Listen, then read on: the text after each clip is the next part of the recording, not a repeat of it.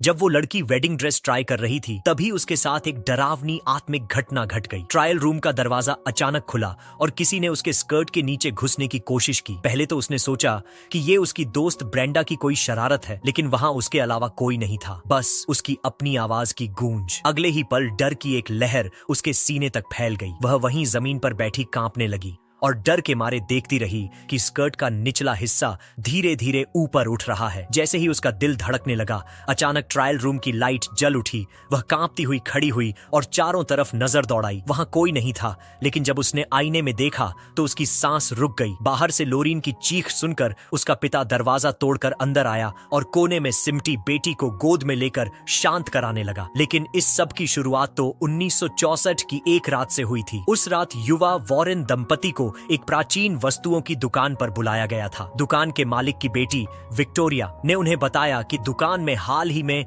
कई अजीब और डरावनी घटनाएं हो रही थीं। उसके पिता को अक्सर किसी के फुसफुसाने की आवाजें सुनाई देती थीं। शुरू में उसे लगा कि पिता को बस सुनने में भ्रम हो रहा है, लेकिन एक दिन उसने अपने पिता को दुकान में फांसी पर लटका हुआ पाया। तब से उसके साथ लगातार बुरा होने लगा। वह भी अब वही डरावनी आवाजें सुनने लगी और उसे महसूस होने लगा कि कोई उसे घूर रहा है। उस वक्त लोरीन गर्भवती थी, लेकिन फिर भी उसने विक्टोरिया की मदद करने का फैसला किया। वह घर में अजीब सी ऊर्जा को महसूस करते हुए एक स्टोर रूम तक पहुंची, जहां उसका ध्यान एक पुराने ढंके हुए शीशे पर गया। उसने कपड़ा हटाया और ठंडी डरावनी हवा पूरे कमरे में फैल गई। लोरीन को महसूस हुआ कि उस शीशे में कोई दुष्ट आत्मा बसी है। उसने आत्मा से पूछा कि वह क्या चाहती है, लेकिन कोई जवाब नहीं आया। सब शांत था, जैसे मौत की खामोशी। कुछ पल झिझकने के बाद लोरीन ने धीरे धीरे हाथ आईने पर रखा। तभी उसे तेज पेट दर्द हुआ, जैसे कोई उसे भीतर से निचोड़ रहा हो। उसके पति एड ने दौड़कर उसे अस्पताल पहुंचाया, लेकिन डिलीवरी के वक्त अचानक ऑपरेशन थिएटर की लाइट बंद हो गई। लोरीन ने फिर वही ठंडी दहशत भरी ऊर्जा महसूस की। वह समझ गई वो वही आत्मा थी जो आईने में रहती थी। दर्द के बीच वह इधर उधर देखने लगी। तभी बिजली की एक चमक आई और उसने देखा छत के साए से एक हाथ धीरे धीरे बाहर आ रहा है। डर ने उसकी सांस रोक दी, जैसे गला कस गया हो। प्रसव का दर्द और उस बुरी आत्मा का डर दोनों ने मिलकर उसे बेहोशी के करीब पहुंचा दिया। तभी एड सबको धक्का देकर अंदर आया और उसके आने से मानो कमरे की ठंडक गायब हो गई। लोरीन ने पूरी ताकत लगाकर बच्चा जन्म दिया, लेकिन डॉक्टर ने कहा बच्चे की धड़कन नहीं चल रही। लोरीन चिल्लाई कि वह अपने बच्चे को देखना चाहती है और जैसे ही उसने उसे गोद में लिया, बच्चा रोने लगा। ठंडे ऑपरेशन रूम में वह दोनों पति पत्नी अपने बच्चे को कसकर गले लगाए रो पड़े। उन्होंने उसका नाम रखा जूडी। वॉरेन दंपति के प्यार में जूडी बड़ी होती गई और धीरे धीरे लोरीन को महसूस हुआ कि उसकी बेटी में भी वही शक्ति है जो उसे आत्माओं को देखने देती है। उसने अपनी बेटी को एक पुरानी कविता सिखाई बुरी आत्माओं को भगाने के लिए। वक्त बीत गया और जूडी जवान हो गई। वॉरेन दंपति ने अब भूत भगाने का काम छोड़ दिया था, लेकिन वो पुराना शापित आईना फिर से उनकी जिंदगी में लौट आया। साल था 1986। स्मॉल परिवार ने पेंसिल्वेनिया में नया घर लिया था। हाउस वार्मिंग पार्टी के दौरान बड़ी बेटी हीदर को एक गिफ्ट मिला, वही पुराना आईना जो 22 साल पहले बंद कर दिया गया था। जैसे ही शीशा दिखा, घर का कुत्ता अचानक पागल सा हो गया। वह लगातार भौंकने लगा उस आईने की तरफ, लेकिन घर वाले पार्टी में हंसी मजाक में इतने व्यस्त थे कि किसी ने ध्यान नहीं दिया। सब हंस रहे थे, जबकि अनहोनी की आहट शुरू हो चुकी थी। हीदर ने मोमबत्तियां बुझाने की कोशिश की, लेकिन लौ अपने आप बुझ गई। सबने इसे मजाक समझा। तभी मां जेनेट ने केक काटने की कोशिश की और अचानक ऊपर से झूमर टूटकर गिर पड़ा। हीदर को हल्की चोट आई, लेकिन सबने राहत की सांस ली। उन्हें लगा यह बस एक हादसा है, पर असली डर तो अब शुरू होना था। उधर वॉरेन दंपति अब यूनिवर्सिटीज में भूत प्रेत पर लेक्चर दे रहे थे, पर अब उनके प्रोग्राम में बहुत कम लोग आते थे। जब उनसे पूछा गया कि वो अब एग्जॉर्सिज्म क्यों नहीं करते, तो उन्होंने कहा अब बस परिवार के साथ रहना चाहते हैं। उसी शाम वे अपनी बेटी के साथ डिनर पर गए, लेकिन अचानक लोरीन ने माथे पर शिकन डाली। उसे वहीं ठंडी हवा महसूस हुई। वो समझ गई कोई दुष्ट आत्मा पास है। उसने देखा उसकी बेटी धीरे धीरे वही कविता गुनगुना रही थी। लोरीन ने तुरंत उसका हाथ थामा और उसकी हथेली से निकलती गर्माहट ने उस आत्मा को भगा दिया। दूसरी तरफ स्मॉल परिवार अब भी सब भूल चुका था। जेनेट जब कपड़े समेट रही थी, एक खिलौना गुड़िया उसके पैरों से टकराई। उसने उसे उठाया और बेटी के कमरे में रख दिया, लेकिन जैसे ही वो बेसमेंट की तरफ गई, उसे किसी के धीरे से बुलाने की आवाज सुनाई दी। उसने जल्दी से लाइट जलाई, पर वहां कोई नहीं था। उसने सोचा शायद थकान में भ्रम हुआ। ऊपर आकर उसने अपनी दोस्त को फोन मिलाया, लेकिन अचानक किसी ने पीछे से फोन की तार खींच ली। उसे लगा बच्चे शरारत कर रहे हैं। हैं। मगर तभी दोनों बच्चे सामने से बाहर आए और फोन की तार खुद ब खुद एक खाली कमरे में खींच रही थी। उसने डरते हुए लाइट ऑन की। वहां कोई नहीं था, बस फोन दरवाजे के पास गिरा पड़ा था। ठंडक की एक लहर उसकी रीढ़ में दौड़ गई। उसे एहसास हुआ पिछली रात की घटना कोई एक्सीडेंट नहीं थी। उसी वक्त ऊपर छोटी बेटी कैरिन के कमरे में वो गुड़िया फिर से गायब हो गई। कैरिन ने आवाज के सहारे अगल कमरे में देखा। गुड़िया जमीन पर रेंग रही थी और जब उसने देखा कि कैरिन उसे देख रही है, वो धीरे धीरे हवा में तैरने लगी। रात को जब पिता जैक घर लौटे, उन्हें सब बताया गया, पर उन्होंने इसे मजाक समझा। रात को हीदर आईने की तरफ देखने लगी। उसमें बने बच्चे के चेहरे का नक्श अब और भी विकृत हो चुका था। उसकी खाली आंखों से एक भयानक अंधेरा झलक रहा था और पास बैठे डॉन ने धीरे से कहा, मुझे ये आईना बिल्कुल अच्छा नहीं लगता। दोनों ने मिलकर फैसला किया कि अब इस डरावनी आईने को घर से हमेशा के लिए निकाल देना चाहिए। अगले ही दिन सुबह मजदूरों ने आईना उठाकर कचरे की गाड़ी में फेंक दिया। जैसे ही मशीन ने उसे कुचला, उसका शीशा चकनाचूर हो गया। लेकिन उसी वक्त घर के अंदर डॉन को तेज दर्द महसूस हुआ। उसके गले से खून बहने लगा और वह जोर जोर से खांसने लगी, जैसे कुछ उसके गले में फंस गया हो। जब उसने सिंक में देखा तो वहां खून और टूटे हुए कांच के टुकड़े पड़े थे। हेदर को अचानक पिछली रात की बात याद आई, वही आईना जो उन्होंने फेंक दिया था। घबराकर जैक ने उसी रात एक पादरी को घर बुला लिया ताकि वह किसी तरह उनकी मदद कर सके। लेकिन पादरी ने कहा, कोई ठोस सबूत नहीं है कि यहाँ कोई बुरी आत्मा है, इसलिए वे कुछ नहीं कर सकते। ये सुनकर सभी को मजबूरी में उसी घर में रहना पड़ा। डॉन हर दिन डर में जीने से तंग आ चुकी थी। वह जैक से झगड़ पड़ी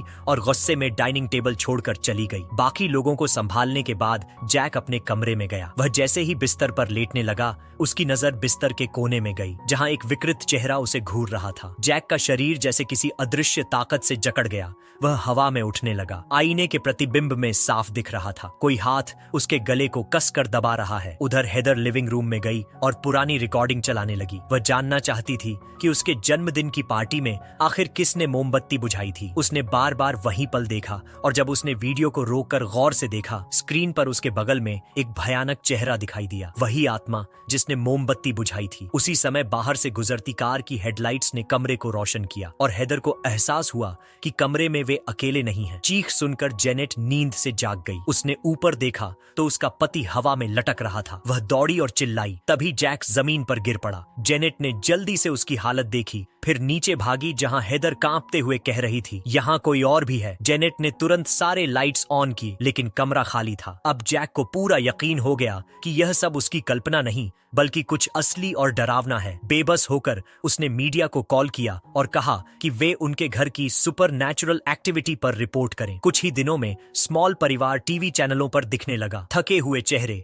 आंखों के नीचे काले घेरे और आवाज में डर भरा हुआ। वे कैमरे के सामने बार बार मदद की गुहार लगा रहे थे कि कोई उन्हें इस अंतहीन बुरे सपने से बचा ले। गॉर्डन नाम के एक पादरी ने ये खबर देखी और उसने वॉरेन दंपत्ति एड और लॉरेन को वहां जाने का सुझाव दिया, मगर दोनों ने मना कर दिया। वे अब रिटायर हो चुके थे और कोई भी एग्जॉर्सिज्म यानी भूत प्रेत निकालने का मामला नहीं लेते थे। गॉर्डन ने उनकी बात समझ ली। आखिर उन्हें अपनी बेटी जूडी की शादी की तैयारी भी करनी थी। उसी दौरान जूडी अपने कमरे में बैठी पुरानी तस्वीरें देख रही थी। तभी पीछे से धीरे धीरे कोई आवाज आई। उसने मुड़कर देखा तो कमरे के कोने में रखा झूला अपने आप हिल रहा था। जूडी घबरा गई। तभी उसका बॉयफ्रेंड टोनी अंदर आया, जिससे वह और डर गई। टोनी ने पूछा क्या हुआ, पर जूडी ने कुछ नहीं बताया। उसे डर था कि टोनी उसे पागल समझेगा। इतने में लॉरेन कमरे में आई। वह जानती थी कि उसकी बेटी कई दिनों से डरावने सपनों से परेशान है। उसने समझाया अगर वो आत्मा फिर परेशान करे तो उसे तुरंत रोकना होगा। अगले दिन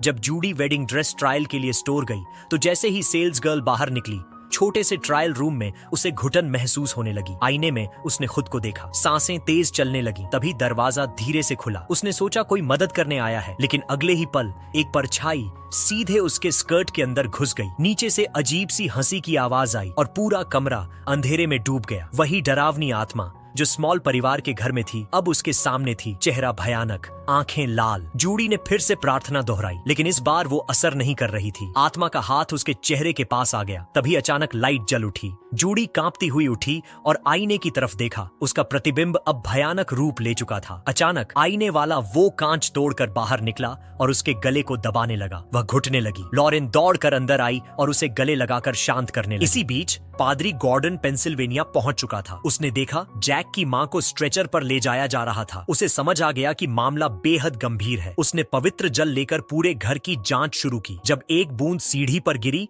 तो सफेद धुआं उठा, यानी वहां बुरी आत्मा मौजूद थी। वह तुरंत चर्च पहुंचा ताकि औपचारिक रूप से एग्जॉर्सिज्म की अनुमति मिल सके, मगर वहां मुख्य पादरी मौजूद नहीं था। वह इंतजार करने लगा। तभी उसे नाक से खून आने लगा और बाहर बिजली की तार अपने आप हिलने लगी। उसने मुड़कर देखा और पाया कि उसकी सचिव गायब थी। तभी फोन बजा, उसने उठाया। दूसरी तरफ जूडी की आवाज थी। अचानक सब कुछ अंधेरा हो गया। पादरी को महसूस हुआ जैसे कोई उसे छू रहा हो। तभी ऑफिस का दरवाजा जोर से खुला और धमाके से बंद हुआ। डर के मारे वह भागने लगा, लेकिन बाहर का मुख्य दरवाजा अपने आप बंद हो गया। अंधेरे में उसने कांपते हुए क्रॉस निकाला और पवित्र शब्द बोलने लगा, पर तभी वह क्रॉस जल उठा। आग की गर्मी से उसने उसे गिरा दिया और धीरे धीरे उसका चेहरा निस्तेज हो गया। वह जैसे किसी शक्ति के काबू में आ गया। बिजली की तार अपने गले में लपेटी और ऊपर से कूद गया। दूसरी ओर एड अपने संग्रह के कमरे में टोनी को चीजें दिखा रहा था और उसे बता रहा था कि जूडी के जन्म की रात क्या हुआ था। उसने कहा, जो भी हो, मेरी बेटी का हमेशा साथ देना। इतने में लॉरेन अंदर आई और बताया कि पादरी गॉर्डन की मृत्यु हो गई है। अंतिम संस्कार में दोनों टूट चुके थे। उन्हें यकीन नहीं हो रहा था कि उनका पुराना साथी यूं अचानक चला गया। जूडी ने जब उसका ताबूत छुआ तो उसकी उंगलियों से एक ठंडी लहर दौड़ गई, जैसे कोई अदृश्य डर उसे घेर रहा हो। उसने मुख्य पादरी से पूछा, गॉर्डन की मौत कहाँ हुई थी? पेंसिल्वेनिया में, उसने जवाब दिया। जूडी का चेहरा पीला पड़ गया। वही जगह जहाँ उस बुरी आत्मा की शुरुआत हुई थी। उसने देखा रसोई के सिंक का पानी अब खून में बदल गया है। डर के मारे उसके हाथ कांपे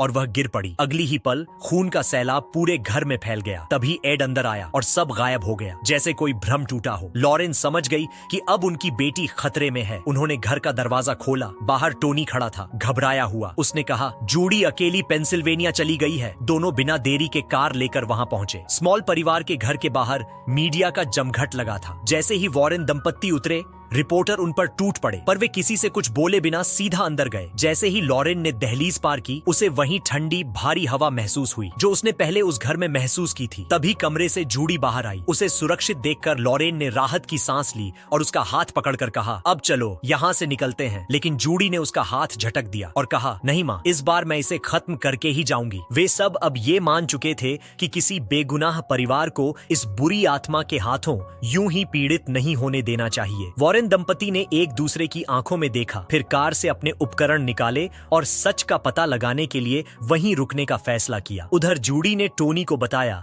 कि उसने अंतिम संस्कार के वक्त एक अजीब दृश्य देखा था, जहां उसने फादर गॉर्डन की मौत का पूरा मंजर अपनी आंखों से देखा था। टोनी ने उससे कहा कि उसे ये सब अपनी मां को बताना चाहिए, क्योंकि वही इस बुरी आत्मा से मुकाबला कर सकती है। इसी बीच लॉरेन घर के अंदर आत्मा के ठिकाने की तलाश कर रही थी। जूडी ने चुपके से अपनी मां की एक तस्वीर खींची। ये पहली बार था जब उसने अपनी मां को इतनी गंभीरता से काम करते देखा था। अचानक ऊपर से कोई आवाज आई और दोनों का ध्यान उधर गया। लॉरेन ने जूडी से वहीं रुकने को कहा और खुद ऊपर चली गई। जैसे ही मां गई, जूडी को अपनी पीठ के पीछे ठंडक महसूस हुई। वो पलटी तो देखा, कैरिन का वो गुड़िया धीरे धीरे उसकी ओर रेंग रही थी, मुंह से मां जैसी अजीब आवाजें निकालती हुई। वो डर के मारे उसे घूर ही रही थी कि कैरिन अचानक सामने आकर उसे डरा देती है। उधर ऊपर कमरे में लॉरेन की नजर जैक के बिस्तर पर गई। वो झुक कर देखने लगी। गद्दे की स्प्रिंग अंदर ढंसी हुई थी, जैसे किसी भारी चीज ने दबाया हो। अचानक उसने देखा कि बिस्तर पर कोई काली परछाई लेटी हुई है और जैसे ही वो देखती है, वो आत्मा गायब हो जाती है। पीछे एक काली छाया तेजी से गुजरी। लॉरेन उसका पीछा करती हुई गलियारे में पहुंची। जैसे ही उसने दीवार को छुआ, उसके जहन में पुराने दृश्य लहरों की तरह आने लगे। उसने तुरंत एलन को बताया कि इस घर में 3 आत्माएं फंसी हैं। पहले ये जगह एक खेत हुआ करती थी, जहाँ किसान ने गुस्से में अपनी पत्नी और माँ को कुल्हाड़ी से मार डाला था। लेकिन वो 3 आत्माएं असली समस्या नहीं थी। उनके पीछे एक और ज्यादा खतरनाक ताकत छिपी हुई थी, जो इन आत्माओं का इस्तेमाल कर रही थी स्मॉल परिवार को डराने के लिए। वो महीनों से उनका पीछा कर रही थी, लेकिन किसी को नुकसान नहीं पहुंचाया, जैसे किसी चीज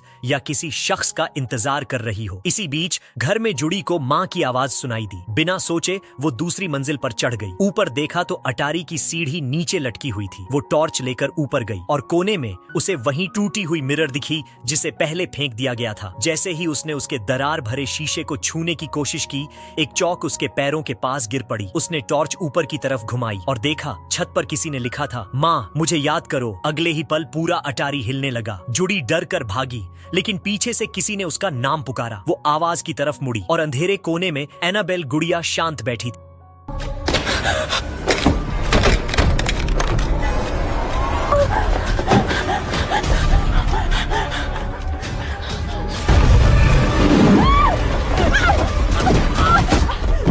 थी। लॉरेन दौड़कर पहुंची। जुड़ी ने कांपते हुए बताया, माँ, वो आत्मा अटारी में है। लॉरेन ने जैसे ही उस पुराने मिरर को देखा, उसे समझ आ गया कि ये वही पहला केस था जब उन्होंने एग्जोर्सिज्म किया था, वो केस जिसने उन्हें हमेशा के लिए बदल दिया था। अब ये दर्पण फिर सामने था, मतलब इस बार उन्हें अपने अतीत के डर का सामना करना ही पड़ेगा। उन्होंने फैसला किया कि मिरर को सील करना ही एकमात्र रास्ता है। एड ने कहा कि वो इसे अपने घर के कलेक्शन रूम में बंद कर देंगे। टोनी को जिम्मेदारी दी गई कि वो इसे सुबह होने से पहले वहां पहुंचा दे। सभी ने दस्ताने पहने और दर्पण को कपड़े में कसकर लपेटा, क्योंकि सीधे छूना खतरे से खाली नहीं था।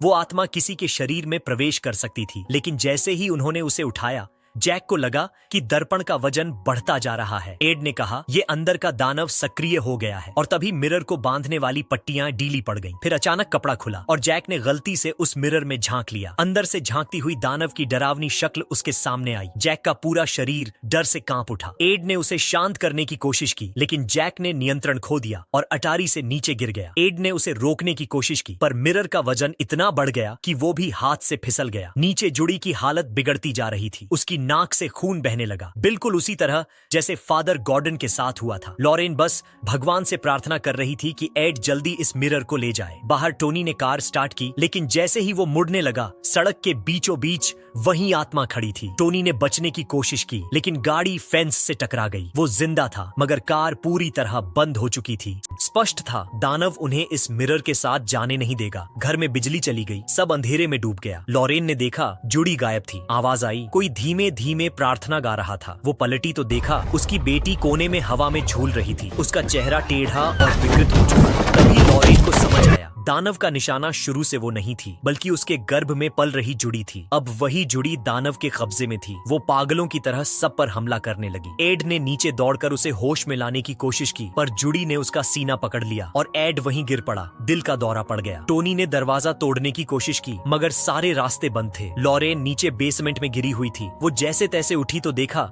सीढ़ियों से एक कुल्हाड़ी लिए किसान उसकी ओर आ रहा है।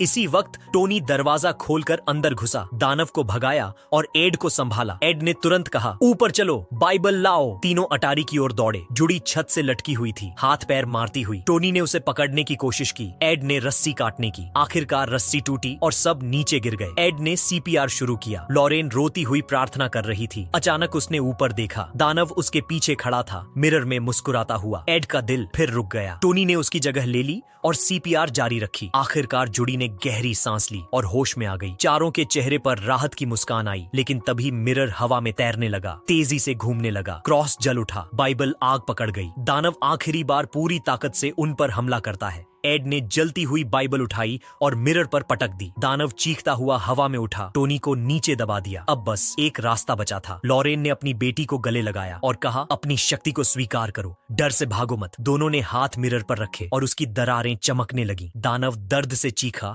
और पल भर में गायब हो गया। मिरर टूटकर बिखर गया, सब कुछ शांत हो गया। एड ने टूटे हुए दर्पण को अपने कलेक्शन रूम में बंद कर दिया। कुछ महीनों बाद जुड़ी और टोनी की शादी हुई। लॉरेन ने एड का हाथ पकड़ा और मुस्कुराई, हमने साथ लड़ाई शुरू की थी और साथ ही खत्म करेंगे। एड मुस्कुराया। उन्हें पता था वे हमेशा ऐसे ही रहेंगे, एक दूसरे के साथ, हर उस आत्मा से लड़ते हुए जो किसी निर्दोष को सताने की कोशिश के साथ एक सुंदर अंत तक पहुंच गया।